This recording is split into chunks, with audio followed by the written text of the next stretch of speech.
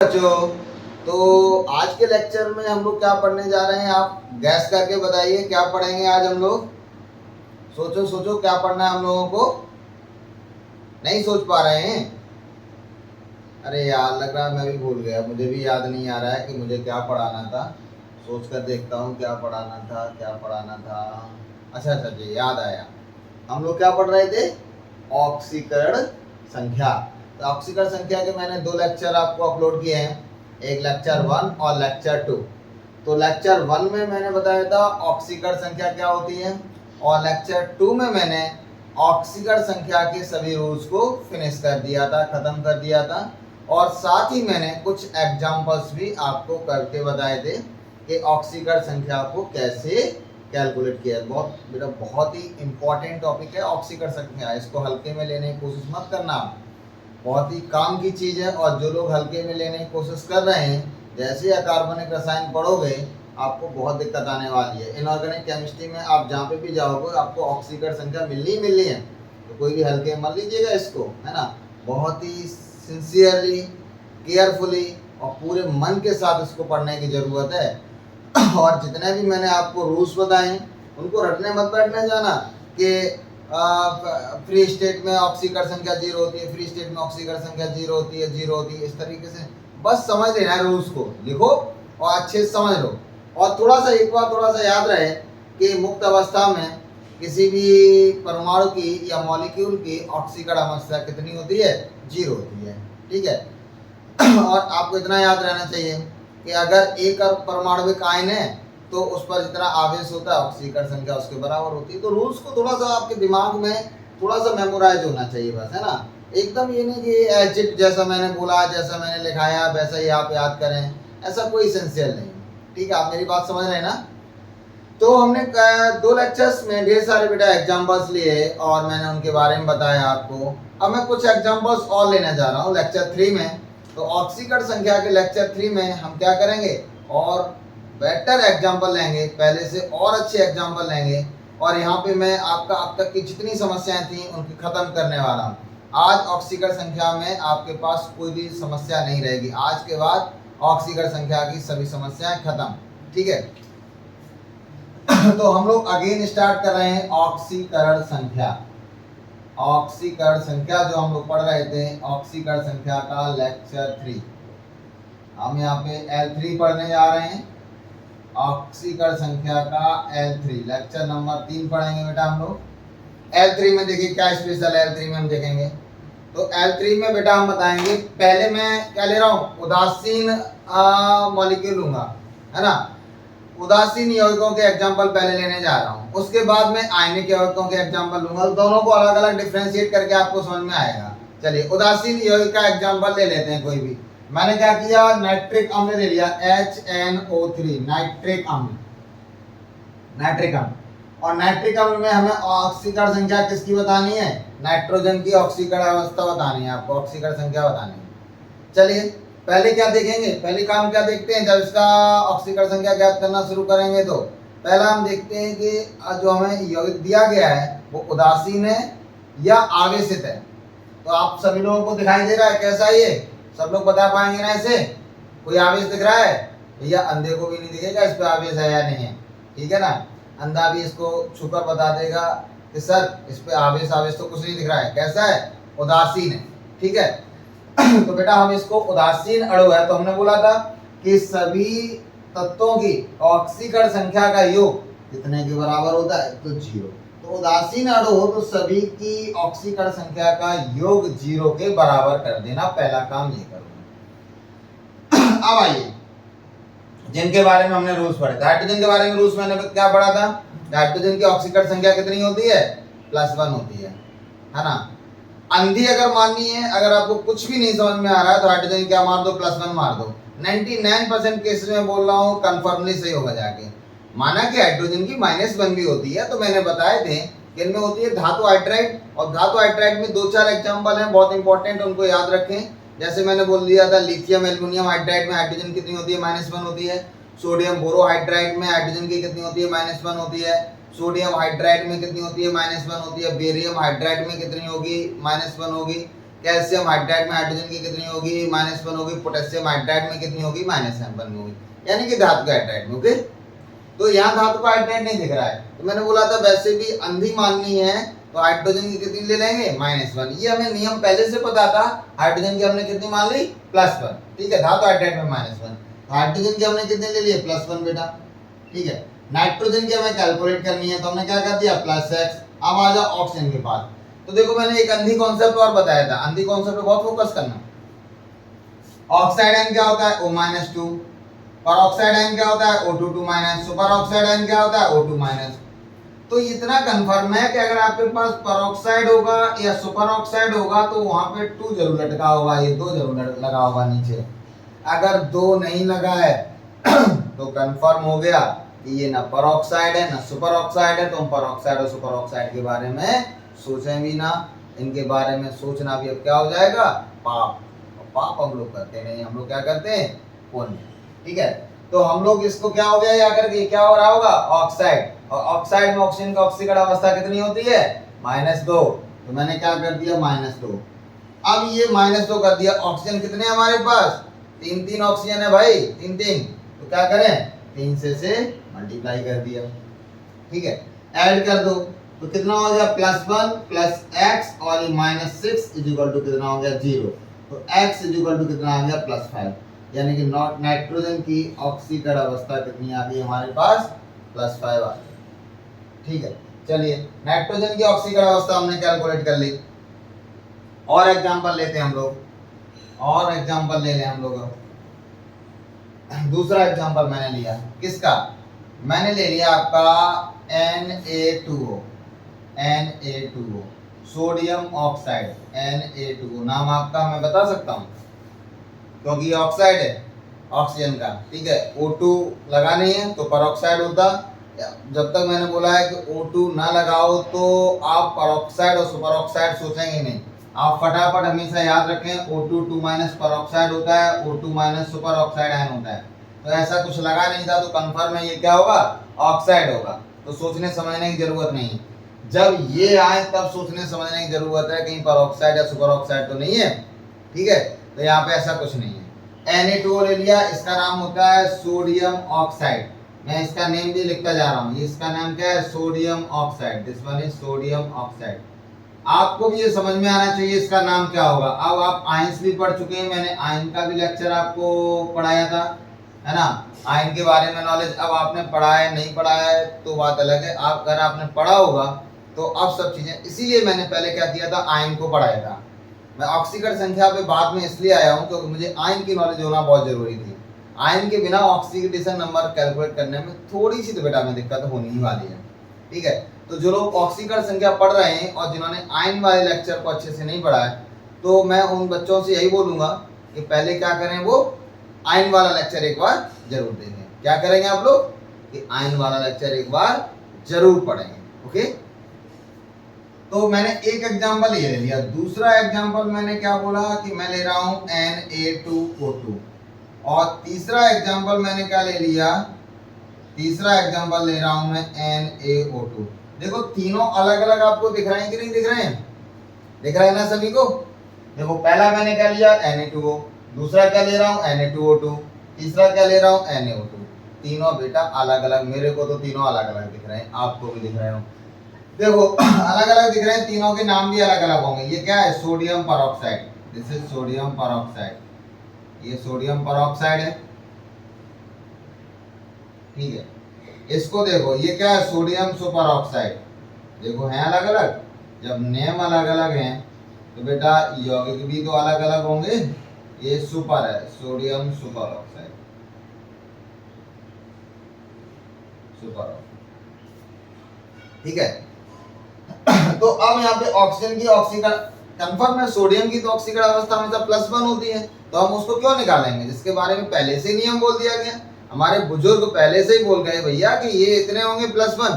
तो जब उनके बारे में हमें पहले से ही पता है तो हम काय के लिए अपने यहाँ रायता फैलाएंगे यहाँ पे। तो सोडियम की मैंने पहले ही बताया था कि जो फर्स्ट ग्रुप के एलिमेंट्स होते हैं उनकी अपने यौगिकों में हमेशा कितनी होती है, +1। तो सोडियम की क्यों कैलकुलेट करेंगे, तो सोडियम के बारे में तो हम पूरी नॉलेज बताएं।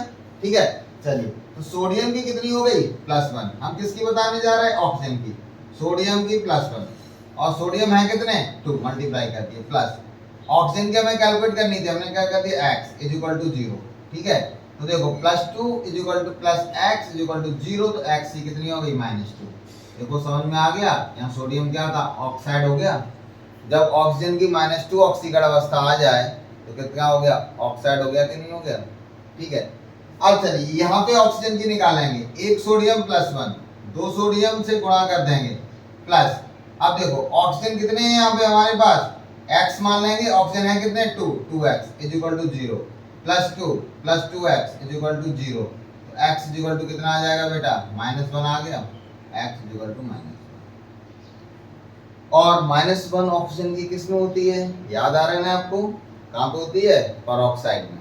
मैंने लिखाया था रूल्स में, ऑक्सीजन की -1 किस में होती है, पेरोक्साइड में।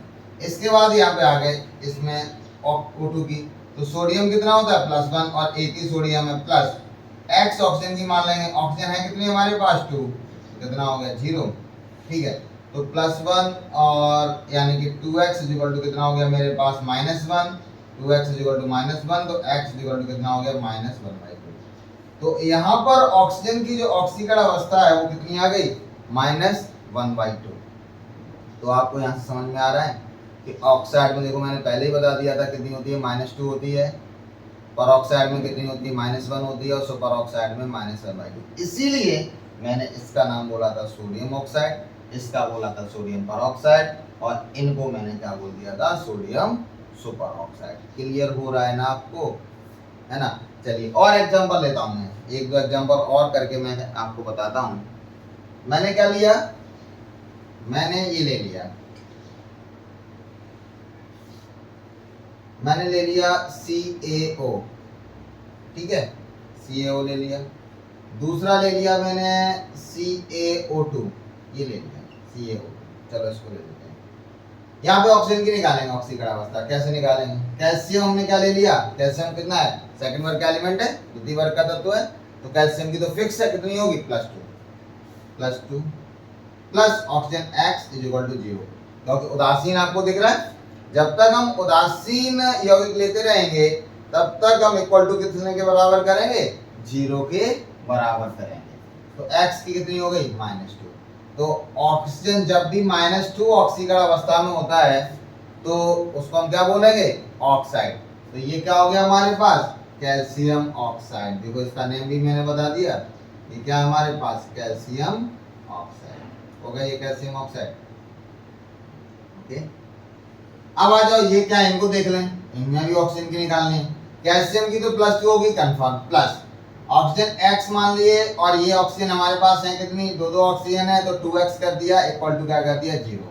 ठीक है, 2 से 2 कर +1 plus x is equal to 0, x is equal to कितना आ गया -1, यानी कि ऑक्सीजन की यहाँ पे ऑक्सीकरण अवस्था कितनी आ गई -1, और ऑक्सीजन की -1 ऑक्सीकरण अवस्था किसमें होती है, पेरोक्साइड में, यानी कि ये कैल्शियम ऑक्साइड नहीं है, इस यौगिक का नाम क्या है, कैल्शियम पेरोक्साइड। क्या हो गए, कैल्शियम पेरोक्साइड। बात आपको कुछ समझ में आ रही है ना, हमें लग रहा होगा कि आपको बात क्लियर हो गई है। ठीक है, चलिए इतना हो गया हमारे पास। अब और एग्जांपल लेते हैं। मैंने आपको बताया था कि कुछ संकर यौगिक होते हैं, संकर यौगिक बोले थे ना मैंने उसमें बताया था उदासीन लिगैंड की ऑक्सीकरण संख्या कितनी होती है, 0 होती है। जैसे मैंने क्या लिया, NiCO4, ये मैंने यौगिक लिया, और यहाँ निकल की ऑक्सीकरण अवस्था जो अंडरलाइन कर रहा हूँ, इसकी ऑक्सीकरण अवस्था बतानी, तो मैंने क्या लिया X। याद करो मैंने पूरे CO की ऑक्सीकरण अवस्था कितनी बताई थी, 0 बताई थी, है ना, यानी कि कार्बोनिल कितनी हो गई 0, और थे कितने 4 मल्टीप्लाइड बाई। अब बेटा इस पे कोई आवेश दिख रहा है, कहीं पे कोई आवेश नहीं दिख रहा है, तो जब आवेश ना दिखे तो बेटा वही नियम रहेगा कि सभी की ऑक्सीकरण संख्याओं का योग 0 के बराबर। ठीक है, तो x इज इक्वल टू कितना हो जाएगा यहाँ पे बेटा, निकल की ऑक्सीकरण अवस्था कितनी आ गई 0, तो हम क्या बोलेंगे, निकल की ऑक्सीकरण अवस्था यहाँ पे NiCO4 में कितनी होगी 0। और कंपाउंड ले लेते हैं, दूसरा उदाहरण ले लिया हमने, क्या ले लिया, FeCO5, हमने ले लिया FeCO5, ये भी एक संकर यौगिक है FeCO5, ठीक है। चलिए यहाँ पे देखिए आयरन की कितनी निकालेंगे, X, आयरन इसकी निकालेंगे X प्लस, अब मैंने बताया पूरे CO, ये कोबाल्ट नहीं है, कुछ लोग ऐसे क्या करते हैं, इसको ऐसे लिखते हैं, भाई ऐसे मत लिख देना, गलत बात है ना। हमने पहले बोला था पाप नहीं करना है, तो कार्बोनिल C और डबल बड़ा O बनेगा जाकर के, ठीक है ना। और यहाँ पे क्या बनेगा, छोटा O। आप लोगों की मैंने कॉपी पे देखा है, जनरली क्या करते हो आप, वो छोटा बना देते हो, भाई छोटा O बना दोगे तो अर्थ का अनर्थ हो जाएगा, है ना। तो अनर्थ ना करो, अर्थ ही रहने दो, समझ गए ना मेरी बात। और यहाँ पे कार्बोनिल की मैंने बताई थी ऑक्सीकरण अवस्था कैसे होती है, शून्य होती है पूरे कार्बोनिल की, तो मैंने कर दिया शून्य। अब शून्य को 5 से गुणा कर दो, कितने से भी कर दो, कोई फर्क पड़ेगा, तो यहाँ पे भी कितनी आ गई, शून्य आ गई कि नहीं, 0 आ गई आयरन की ऑक्सीकरण अवस्था। बात समझ रहे हैं ना मेरी, ठीक है। चलिए हम और यौगिक लेते हैं, हमने क्या लिया, ये यौगिक ले लिया K4FeCN6, ये ले लिया K4FeCN6, कोई डरने की बात नहीं ना, तो आप डरने लगे अरे सर इतना बड़ा कंपाउंड ले लिया अब क्या करें, है ना, अब तो हमारे तोते उड़ गए, भैया ऐसा कुछ नहीं है, बहुत सिंपल सा यौगिक है। हमें ऑक्सीकरण अवस्था किसकी बतानी है, आयरन की। पोटेशियम के बारे में नियम आपको पता है, पोटेशियम की अपने यौगिकों में ऑक्सीकरण संख्या कितनी होती है, +1, भाई +1 है, कितने पोटेशियम 4, मैंने 4 से गुणा कर दिया, प्लस आयरन कितना ले लें X प्लस। अब यहाँ पे ये Cn होता है बेटा, ये साइनाइड आयन होता है, आयन मैंने पढ़ाए थे ना, मैंने बोला था आयंस की जरूरत पड़ेगी, तो एक साइनाइड आयन पे आवेश कितना होता है, -1, है ना, तो मैंने क्या कर दिया -1, और हैं कितने साइनाइड 6, और देखो क्या इस यौगिक पे कोई आवेश है, कोई आवेश नहीं है, तो आवेश नहीं है तो पूरा किसके बराबर कर दोगे, 0 के बराबर करेंगे कि नहीं करेंगे, भाई मैंने 0 के बराबर। अब जोड़ दो, +4 + x -6 = 0, तो x - 2 = 0, तो x = कितना आ गया, +2, आ गया कि नहीं आ गया। तो यहाँ पे जो आयरन था उसकी ऑक्सीकरण अवस्था कितनी थी, +2, ठीक है। और एग्जांपल लेते बेटा हम लोग, नेक्स्ट एग्जांपल लेंगे, हमने ले लिया K3FeCN6, K3FeCN6, जब उप सहसंयोजक यौगिक पढ़ेंगे बेटा फिर इनकी जरूरत पड़ेगी, वहां पे भी इनकी ऑक्सीकरण अवस्था में कैलकुलेट करनी पड़ती है इनके नामकरण के लिए तो बेटा अभी से इसको सही से देखते जाओ, क्योंकि वहां पे फिर हमें इनकी जरूरत पड़ेगी जा करके, तो आप अभी से मैं इनको बताता जा रहा हूँ, ठीक है। तो यहाँ पे फिर मुझे आयरन की ऑक्सीकरण अवस्था ज्ञात करनी थी, जैसा कि मैंने आपको बताया था अपने यौगिकों में पोटेशियम की कितनी होगी, +1 होगी, और 3 से मैंने मल्टीप्लाई कर दिया +x। अभी मैंने बताया था साइनाइड आयन क्या होता है, -1, प्लस करेंगे या -1 लिखना, यहाँ पे लिख लो -1, है ना, साइनाइड -1 × 6।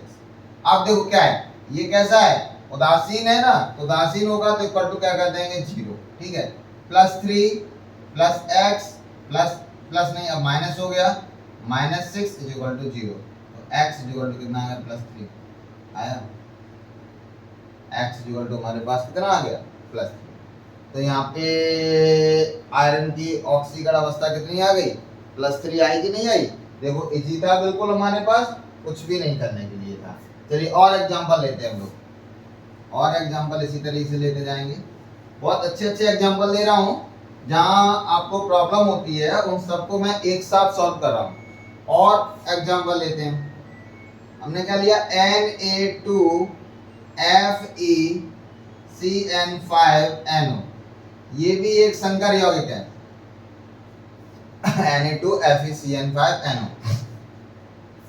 यहाँ किसकी निकालेंगे, आयरन की ऑक्सीकरण अवस्था निकालेंगे, तो सोडियम की तो +1 होगी भैया, इसमें कोई दिक्कत नहीं है ना, आपको भी कोई दिक्कत नहीं होगी, कई बार पढ़ चुके भाई, है ना। हमने बेटा कर दिया, अब इसको 2 से गुणा कर दो, अब क्या करेंगे, प्लस आयरन की x कर लो भाई। साइनाइड आयन अभी मैंने बताया था क्या होता है, -1 होता है भैया, कर दो, मैंने -1 और गुणा कर दो 5 से, ठीक है। अब समस्या किनकी आई बेटा, इन NO की, कोई बात नहीं है, टेंशन ना लो, मैं हूं ना टेंशन दूर करने के लिए। NO की जब आयरन कॉम्प्लेक्स में होता है तो NO की ऑक्सीकरण अवस्था क्या होती है, +1 होती है। वैसे भी हम लोग NO+ आयन पढ़ते हैं, है ना। तो NO प्लस आयन में NO की पूरे की ऑक्सीकरण अवस्था क्या होगी, +1। तो आयरन के कॉम्प्लेक्स में NO की ऑक्सीकरण अवस्था क्या होगी, +1 होगी, ठीक है ना। तो हमने क्या कर दिया, पूरे NO की +1। अब क्या कोई आवेश आपको दिख रहा है किसी में, भैया नहीं दिख रहा है, ठीक है। तो इक्वल टू क्या कर दोगे, 0। चलिए बेटा मैंने इसको 0 कर दिया। तो +2 + x - 5 + 1 = 0, ठीक है ना। पूरा हो गया हमारे पास, यही हो रहा है ना, -5 + 1, ठीक है। चलिए ऐड कर लो पूरा। ये कितना हो गया हमारे पास, प्लस का कितना हो गया 3 माइनस, तो x = कितना आ गया, +2 आ गया कि नहीं आ गया, x = +2। तो यहाँ आयरन की ऑक्सीकरण अवस्था में कितनी आ गई, +2 आ गई कि नहीं आ गई। बात समझे। हमें इस यौगिक के नाम में अभी कोई इंटरेस्ट नहीं है। क्यों नहीं ले रहा हूँ, क्योंकि आपने अभी उप सह संयोजक यौगिक पढ़े नहीं है ना। तो मैं नाम कैसे कराऊं, नाम करेंगे, समय का इंतजार करिए। हर एक चीज एक दिन में आप नहीं कर सकते हैं, तो समय आने दीजिए, इसका नाम भी करेंगे, ठीक है। अभी मेरा फोकस किस बात पे है, ऑक्सीकरण संख्या पे। तो हमने आयरन की ऑक्सीकरण संख्या को यहाँ पे बता दिया, Na2FeCN5NO में। चलिए इसको भी मैंने कर लिया। और यौगिक देखें हम लोग, कोई दूसरा यौगिक देख लेते हैं। कौन सा देखेंगे हम लोग, कोई अच्छा सा यौगिक ले लें हम लोग। चलिए ले लेते हैं, कौन सा, FeSO4,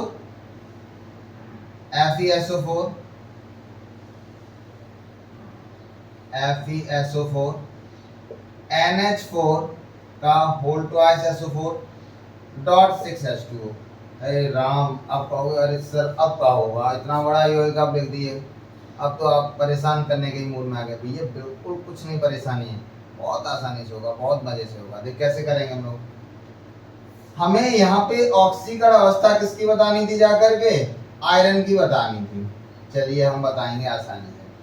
इस यौगिक का नाम जान लो, बहुत अच्छा नाम है इसका, मोहर सॉल्ट बोलते हैं, मोहर लवण, मोहर सॉल्ट बोलते हैं, मोहर लवण बोला जाता है इसको, मोहर लवण, ठीक है।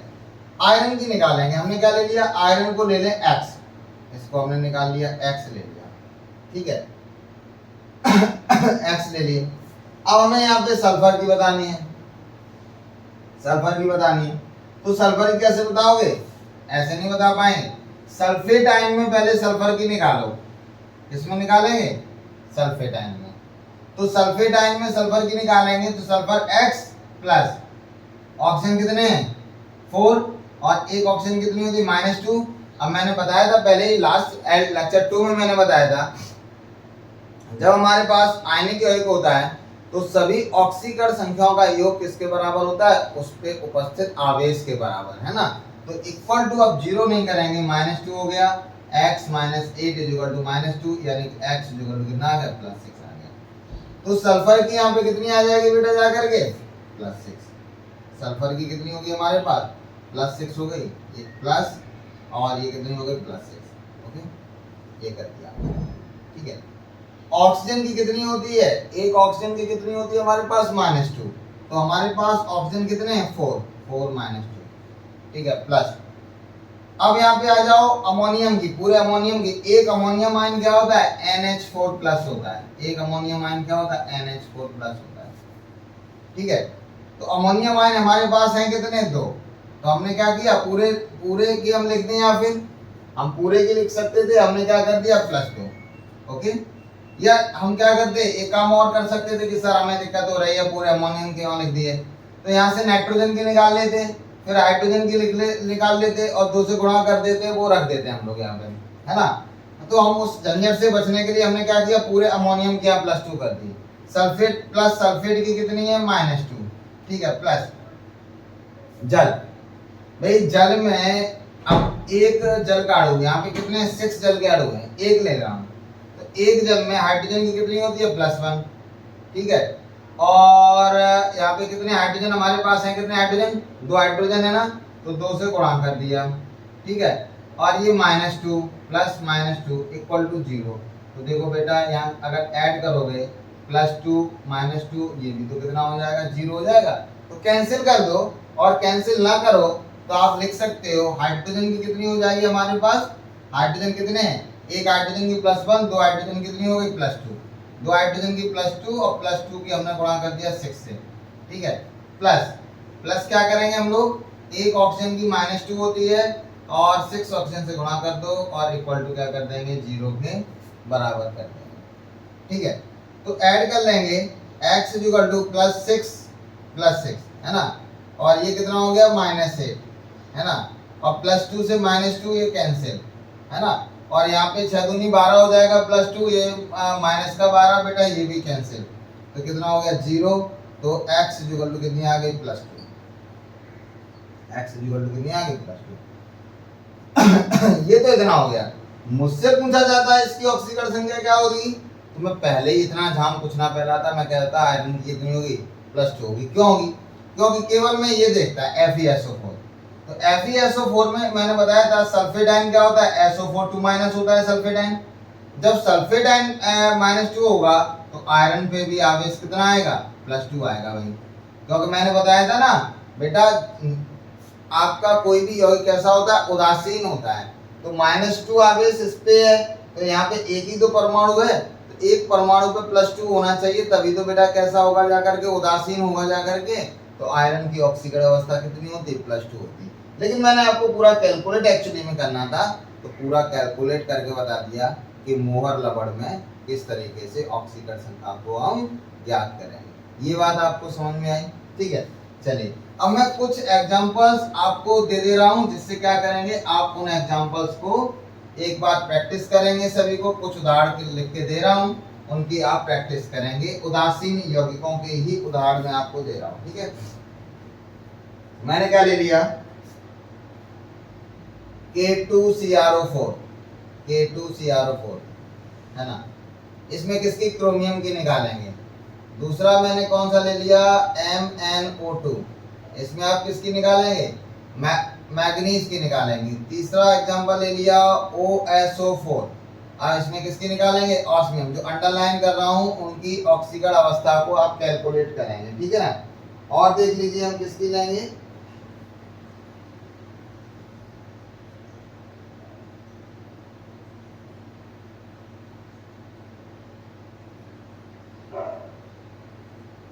K3FeOH6, इसमें आयरन की निकालेंगे, ठीक है, इसमें आयरन की निकाल लीजिएगा। और हम कौन सा ले लें, अमोनियम नाइट्रेट NH4NO3, तो अमोनियम नाइट्रेट में दोनों नाइट्रोजन की अलग अलग निकालेंगे। अमोनियम नाइट्रेट में दोनों नाइट्रोजन की ऑक्सीकरण अवस्था निकाल लें। और हमने ले लिया कौन सा, और एग्जांपल ले लेते हम लोग, KMnO4 ले लेना, पोटेशियम परमैंगनेट ले लेते हैं, KMnO4 मैग्नीज की निकाल लेना। H2SO4 ले रहे हैं, इसमें सल्फ्यूरिक अम्ल में सल्फर की निकाल देना H2SO4 में। और क्या ले लिया मैंने, CH4 ले लिया, CH4 में कार्बन की निकाल देना, ठीक है। मैंने क्या ले लिया, Na2H,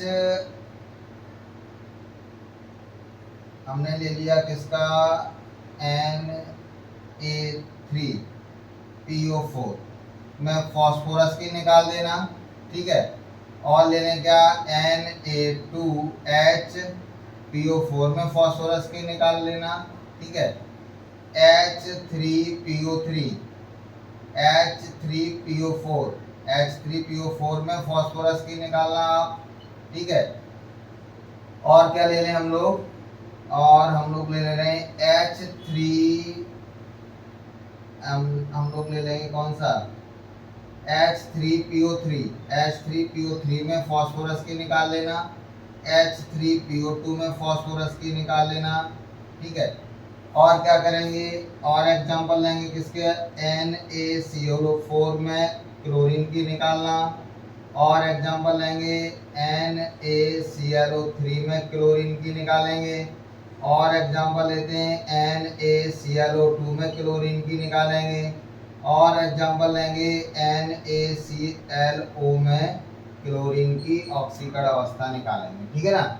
इनकी सबकी आप ऑक्सीकरण अवस्था, सभी को जो मैंने अंडरलाइन किया है उनकी ऑक्सीकरण अवस्था को कैलकुलेट करेंगे, ठीक है। चलिए अब मैं कुछ और एग्जांपल, ये तो आपके लिए होमवर्क हो गया, इसको आप कंप्लीट करें प्रैक्टिस के लिए। प्रैक्टिस क्वेश्चन हो गए आपके पास, इन प्रैक्टिस क्वेश्चन को सॉल्व करें, ठीक है। अभी मैंने सभी क्या लिए थे, उदासीन अणु लिए थे। अब मैं कुछ क्या लेने जा रहा हूं, आवेशित यौगिक लेना चाह रहा हूं, है ना। मैंने बोला कि बेटा ये सल्फेट आयन अभी मैंने लिया था, सल्फेट आयन SO4 इसमें सल्फर की ऑक्सीकरण अवस्था बतानी है, ठीक है। मैंने क्या किया भाई, सही है, बताते रहे, सल्फर X ले लेंगे प्लस ऑक्सीजन हमारे पास कितने हैं 4, तो 4 और एक ऑक्सीजन का कितना होता है -2 ऑक्साइड इक्वल टू, अब कुछ लोग क्या करेंगे फटाफट जीरो कर देंगे मजे से, है ना। तो अभी तक वही तो करते आ रहे थे, तो सीक्वेंस बन गया था कि सबको जोड़ो और जीरो कर दो। भाई लेकिन अलग अलग इंसान के लिए अलग अलग नियम अप्लाई किए जाते हैं ना। अब अभी तक नियम अप्लाई कर रहे थे, गलत बात हो गया ना भाई। अब देखो अभी तक जितने मैंने योग ले रहा था वहां पे आवेश नहीं था, अब देखो इसमें -2 आवेश दिया गया, तो जीरो कैसे कर दो, गलत बात हो गई ना। तो लास्ट नियम मैंने लिखाया था जब हम इनके नियम पढ़ रहे थे कि सभी ऑक्सीकरण अगर आवेशित अणु है तो सभी ऑक्सीकरण संख्याओं का योग किसके बराबर करेंगे, उस पर जितना आवेश उपस्थित होगा। तो यहाँ आवेश कितना है हमारे पास -2, तो मैंने क्या कर दिया -2, x - 8 इक्वल टू कितना हो गया -2, तो x इक्वल टू कितना हो गया +8, हुआ कि नहीं, है ना।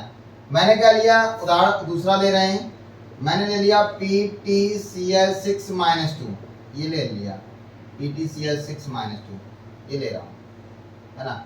तो मेरे पास PtCl6 -2 था, प्लेटिनम की ऑक्सीकरण अवस्था बतानी थी, तो प्लेटिनम मैंने ले लिया X प्लस, अब आपको पता है हैलोजेंस, हैलोजेंस पे कितना होता है -1 होता है, तो एक क्लोरीन पे कितना होगा -1 और क्लोरीन हमारे पास है कितनी 6, तो मैंने 6 ले ली इक्वल टू इसके बराबर हो जाएगा। अब जीरो नहीं करेंगे, कितना आवेश था -2, तो x - 6 इक्वल टू कितना हो गया -2, तो x इक्वल टू कितना हो गया +4।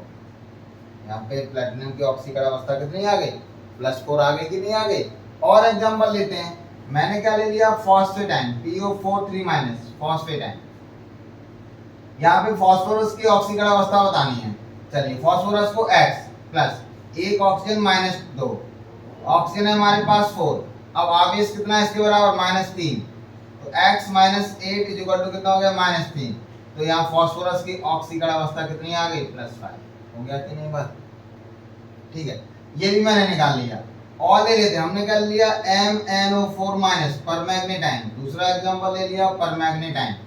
हमें मैग्नीज की ऑक्सीकरण संख्या निकाली थी x प्लस एक ऑक्सीजन -2, 4 ऑक्सीजन है इक्वल टू क्या कर देंगे -1, x - 8 इक्वल टू कितना हो गया -1, तो x इक्वल टू कितनी आ गई +7 आ गई ऑक्सीकरण अवस्था की, नहीं आ गई। तो यहाँ मैग्नीज की ऑक्सीकरण अवस्था हमारे पास कितनी मिल गई +7 मिल रही है, ठीक है। और उदाहरण लेते हैं, हम तो उदाहरणों की बेटा खान है, जहाँ पे जितना भी उदाहरण लेना चाहो ले लो। और लेते हैं एग्जांपल, हमने क्या ले लिया डाइक्रोमेट आयन ले लिया Cr2O7 ये डाइक्रोमेट आयन होता है। यहाँ क्रोमियम की ऑक्सीकरण अवस्था निकालनी है, तो हमने क्या ले लिया X, लेकिन यहाँ क्रोमियम हमारे पास है कितने 2, तो हमने 2 को +2x कर दिया, प्लस ऑक्सीजन की एक कितनी होती है -2, ऑक्सीजन है कितने 7, आवेश कितना हो गया -2, 2x -14 इक्वल टू कितना हो गया -2, तो 2x इक्वल टू कितना हो जाएगा 12 +12, तो x इक्वल टू कितनी आ गई +6 आ गई ऑक्सीकरण अवस्था। तो यहाँ क्रोमियम की ऑक्सीकरण अवस्था कितनी आ गई हमारे पास +6। और ले लेते हैं एग्जांपल, मैंने ले लिया C2O4 ऑक्सीलेट आयन, मैंने बताया था ये C2O4 ऑक्सीलेट आयन होता है। चलिए इसको ले लेते हैं, यहाँ कार्बन कितना x और 2 कार्बन है, तो मैंने क्या कर दिया 2x, हमें निकालनी थी यहाँ कार्बन की ऑक्सीकरण अवस्था, प्लस ऑक्सीजन कितने हमारे पास 4, तो 4 और एक ऑक्सीजन कितनी होती है -2 इक्वल टू कितना हो जाएगा -2, 2x - 8 इक्वल टू -2, ठीक है, 2x equal to +6, x equal to कितना आ गया +3, आ गई यहाँ पे x की +3 ऑक्सीकरण अवस्था, ठीक है। और आयंस ले लेते हैं, है ना, आयंस की कोई कमी नहीं है, जितने भी आयंस पढ़े थे सभी की बेटा ऑक्सीकरण अवस्था निकाल सकते हैं। हमने क्या लिया नाइट्रेट आयन NO3 नाइट्रोजन की निकालनी है, नाइट्रोजन कितना हो गया X प्लस ऑक्सीजन एक ऑक्सीजन कितना होता है -2, 3 ऑक्सीजन इक्वल टू क्या कर दिया -1, x - 6 इक्वल टू -1, तो x कितनी आ गई +5, यहाँ नाइट्रोजन की ऑक्सीकरण अवस्था कितनी आ गई +5 आ गई कि नहीं आ गई, ठीक है। ऐसे ही बेटा हम लोग क्या करेंगे, जितने भी आयंस हैं उनकी ऑक्सीकरण अवस्था को निकाल सकते हैं। जैसे मैंने और एग्जांपल ले लिया, मैंने ले लिया CO3 minus carbonate ion, carbonate में X कार्बन की निकालनी, हमने ले लिया X प्लस एक ऑक्सीजन की कितनी होती है -2, ऑक्सीजन है कितने 3, इक्वल टू क्या कर दिया -2, X minus 6 is equal to -2, X equal to कितना आ गया +4, ऑक्सीकरण अवस्था आ गई कि नहीं आ गई। तो मूल मंत्र समझिए, मैं एग्जाम्पल तो आपको ढेर सारे यहाँ पे दे सकता हूँ, कोई फर्क नहीं पड़ेगा। मूल मंत्र क्या है हमारे पास कि जब उदासीन यौगिक होता है तो सभी की ऑक्सीकरण संख्याओं का जो सम होता है, योग होता है, 0 के बराबर कर देते हैं। और जब हमारे पास कैसा होता है, आवेशित यौगिक होता है, तो सभी ऑक्सीकरण संख्याओं का योग किया और जितना उस पर आवेश उपस्थित होता है वो लेते थे। और यहाँ पे -1 था तो -1 कर दिया था। यहाँ पर यौगिक पे पूरे यौगिक पे आवेश कितना था -2, तो मैंने -2 कर दिया। यहाँ पर पूरे यौगिक पे आवेश कितना था -2, तो मैं 0 ना करके बराबर -2 कर दिया। यहाँ पर पूरे यौगिक पे आवेश कितना था -2, तो मैंने पूरे का योग मैंने किसके बराबर कर दिया, -2 के बराबर। बात आपको समझ में आ रही है? ठीक है। यहाँ तक मुझे समझ में आता है कि अब सभी स्टूडेंट्स को ऑक्सीकरण संख्या बेटा ज्ञात करना आ गया होगा। और एक बार सभी लेक्चर्स को आप पुनः एक बार अच्छे से पढ़ें। सबसे मेन बात क्या है कि आप इनके नियम को पढ़ें। पहले आप आयंस पढ़ के आए। जो लोग भी बेटा इस ऑक्सीकरण संख्या को अच्छे से करना चाहते हैं, पहले आयंस को अच्छे से पढ़ें। आयन पढ़ने के बाद ऑक्सीकरण संख्या के नियम पढ़ें, और नियम करने के बाद मैंने बेटा सभी के ढेर सारे एग्जाम्पल्स बताए हैं, इनको करें। ठीक है। अब हमारे पास क्या बात आई, अभी लेक्चर 4 बेटा बहुत ही ज़्यादा इंपॉर्टेंट होने वाला है, मज़ा आएगा, ज़बरदस्त मज़ा करने वाले हैं, क्योंकि हम उसमें क्या करने जा रहे हैं, कुछ स्पेशल करने जा रहे हैं। यानी लेक्चर 4 में पढ़ेंगे स्पेशल एग्जाम्पल्स। स्पेशल तो आप समझ ही रहे हैं, हर एक चीज़ स्पेशल ही होगी जा करके। तो लेक्चर 4 में हम स्पेशल एग्जाम्पल पढ़ेंगे जा करके। तो उन स्पेशल एग्जाम्स के लिए आप प्रिपेयर रहिए, एग्जाम्पल्स के लिए, क्योंकि अभी पहले तो आप इनको कंप्लीट कर लो। तो लेक्चर 4 में हम स्पेशल एग्जाम्पल्स के बारे में बताएंगे। और स्पेशल एग्जाम्पल की एक खासियत है कि नीट और जेई के लिए जितने भी स्पेशल एग्जाम्पल भाई साहब वो स्पेशल ही हैं। कई बार उनमें से एग्जाम्पल्स आ चुके हैं, कई क्वेश्चन स्पेशल एग्जाम्पल से ही आते हैं। अगर ऑक्सीकरण अवस्था का या ऑक्सीकरण संख्या का क्वेश्चन पूछा जाता है तो समझ रहे हैं मेरी बात। तो आप इतना प्रिपेयर करिए। मुझे लगता है कई बच्चों ने प्रिपेयर भी कर लिया होगा, और जिन्होंने प्रिपेयर किया है उनको समझ में आ भी रहा होगा। अब आपको क्या करना है, वही काम लास्ट में क्या करते हैं हम लोग, चैनल को क्या करेंगे, सब्सक्राइब करेंगे, शेयर करेंगे, लाइक करेंगे। ठीक है ना। सभी लोग अच्छे से मन भर के बेटा सब्सक्राइब करो, और जितने भी अपने जान पहचान के आसपास के लोग हैं ना, सभी को शेयर कर दो। सभी के मोबाइल में नंबर ढेर सारे हैं, सभी को शेयर करते रहिए। आप खुद भी मज़ा लीजिए, दूसरों को मज़ा दीजिए। और कन्फर्मली है, पढ़ने के बाद आपको मज़ा तो आना ही आना है। तो सभी लोग खुद भी मज़ा लो, दूसरों को भी मज़ा दो। Thank you.